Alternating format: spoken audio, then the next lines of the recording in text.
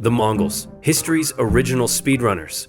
Imagine if Red Bull sponsored an empire and Monster Energy was the official drink of their horses. That was the Mongols. In a world where kingdoms took centuries to rise, this bunch of steppe nomads went from living in tents to ruling the largest continuous land empire ever in just a few decades.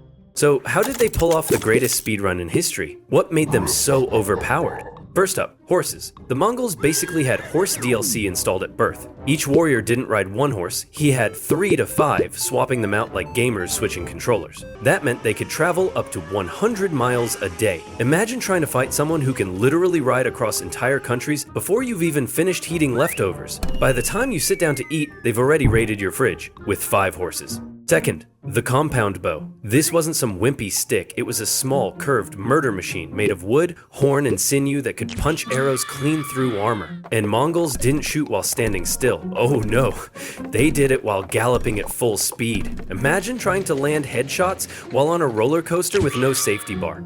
That's the level we're talking about. Third, organization and discipline. You might picture a mob of wild horse guys, but the Mongol army was more like a well-oiled esports team. Soldiers were grouped into squads of 10, hundreds, and thousands with strict rules. If one man deserted, his whole squad got punished. If one squad deserted, their commander got punished. Group project rules, but with the added motivation of death. Fourth, fake retreats. This was their signature move. The Mongols would charge, then suddenly pretend to panic and run away. The enemy, thinking, wow, we're winning, would chase them right into an ambush. It was basically the medieval version of Rickrolling, except instead of a song, you got 10,000 arrows to the face. Fifth, psychological warfare. The Mongols didn't just win with arrows, they won with fear. If you surrendered quickly, you usually survived. If you resisted, the Mongols burned your city to the ground and left behind what can only be described as a 1-star Yelp review in ashes. Word spread fast, and soon entire cities surrendered at the rumor of Mongols being nearby. They had unlocked nightmare difficulty just by showing up.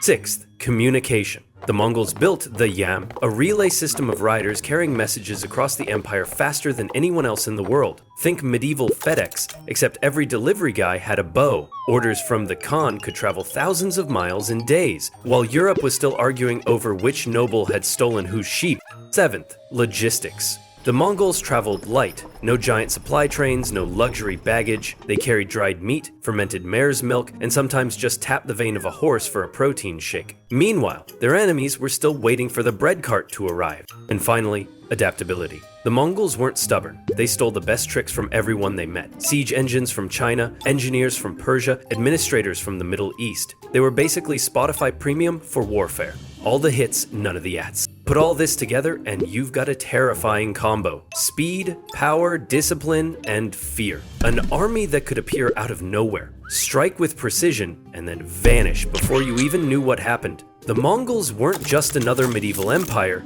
they were the raid boss nobody else had the cheat codes for. So next time you wonder how a group of nomads conquered half the world, just remember, history's greatest speedrun was powered by Monster Energy, 5 horses per soldier, and a bow that could kill you before you even saw it coming.